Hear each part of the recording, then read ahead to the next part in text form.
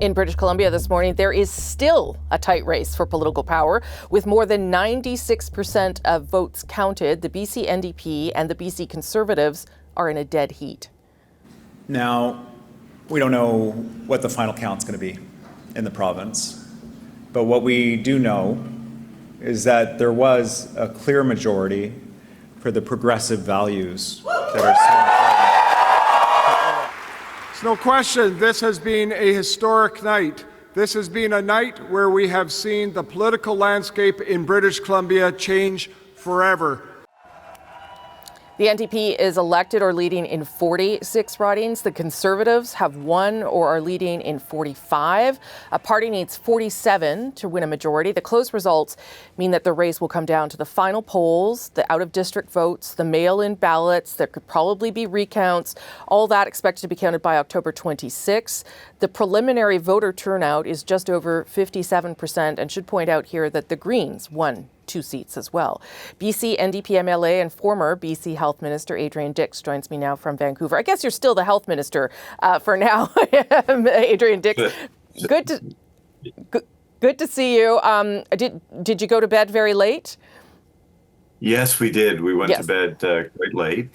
This is the second time this has happened in BC, as you know, in the last 7 years. We had a very similar election night in 2017. Yeah. We're counting the ballots much more quickly this time, so we got some of the results more quickly. There's still about 0.3% of ballots that have not been counted in the preliminary count, and those will be counted in the next 2 weeks. And it's so close that even that can provide a significant difference. You won handily. I should point that out to people. You won by a large margin. Not the case for your colleagues. And I think surprising perhaps for some people in Canada to see the Conservative Party and John Rustad sort of come out of nowhere and give your party a run for its money. What do you think that tells us about where British Columbians are at and where they're at with the NDP? Well, first of all, we received last night about 45% of the vote, which is the third highest level of vote that the NDP has received in BC in really our more than 90-year history. So we have a significant level of support. What we've seen in BC is a similar election to what we've been seeing for most of my lifetime, which is a right-wing party, sometimes social credit, sometimes BC Liberals, sometimes BC Conservative on the one hand, and the BC NDP on the other hand. And this result was very similar to 2017. All of that said, we lost a series of significantly and very close elections south of the Fraser in this election. We lost some really outstanding MLAs in that, and that's obviously something we're going to look at. All of those seats were close, and our level of support was consistently high across those ridings, but it wasn't quite enough. So this is an extremely close election. The elections in BC, really all my lifetime, have been between 4% either way, and this was no exception. Except this is not just close; it's closer than close. Have you spoken to Premier Eby? Have you had a chance to do that yet? I haven't spoken to Premier Eby. I was in the room when he gave his speech last night. He is correct to say when you look at the NDP and the Green votes, there's a significant progressive majority in the province. But all of that said, it's very, very disappointing, of course, when you lose such outstanding colleagues. Do you though see that as a yes? Sure. You won the popular vote. There is more people voting for progressive values, but there is a significant portion of the province who really, for the message of the Conservatives resonated for them. And I wonder what that message is for you as a progressive politician, that there is something about the choices your government was making that weren't working for them. There's no question there was a significant impact in coming out of the pandemic, which of course I was very much involved in. There's a significant impact on the public by the pandemic and then coming out of the pandemic. In British Columbia, I'll just give you an example, the medical services plan, which is our healthcare system in BC. We've added in the last 3 years 550,000 people. 550,000 people on a population of 5 million is about an 11% population increase in 3 years.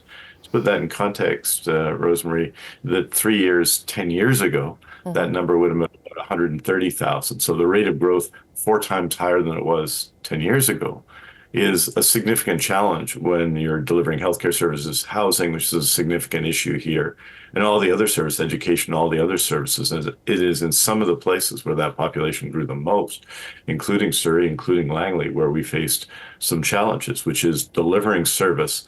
Our healthcare system delivering service at a very high rate, but demand increasing very dramatically, both in terms of population and an aging population as well. So those are real challenges. We got to do better, clearly, because your goal here is to win a majority government. We didn't achieve that, and you're quite correct. There's a significant vote here, and I would argue across really the world right now, against incumbent governments. Yes, yeah, but I'd say sure. with respect to Premier Eby's performance, 45%, third highest performance in our history, in the context of, governments losing badly in France, badly in the UK, change of leader in the United States, incumbent governments losing in places like Sweden and Italy, and in the sort of post-pandemic scenario.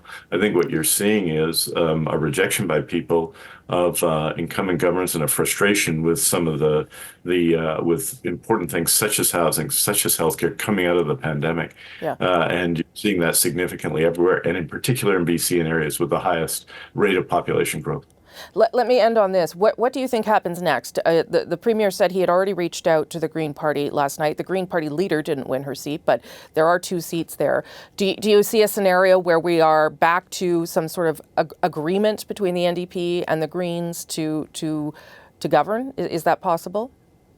Well, we had a similar scenario in 2017, and that's what happened. But I would caution everyone, we've got to wait for all the votes to be counted. We have some extremely close races in BC, which will be determinant. Right now, the results are, as you say, 46, 45-2. But we really got to wait for the votes to be counted to know what the circumstances is. But I think what we saw and what Premier Eby said last night was we saw a progressive majority, and now it will be our job. It's the voters have spoken. And you have to accept that and work with exactly what the voters gave us. And it's an extremely close situation, which will become much more clear once all the votes are counted. Adrian Dix, you are an awfully good sport to go to bed so late, get up so early, and promise to talk to me no matter what the result. And we are still waiting for the final result. So congratulations on your re-election, and we'll see where things end up. But I hope we can speak again soon. Thank you so much. Hey, thank you very much, Rosemary. Thanks.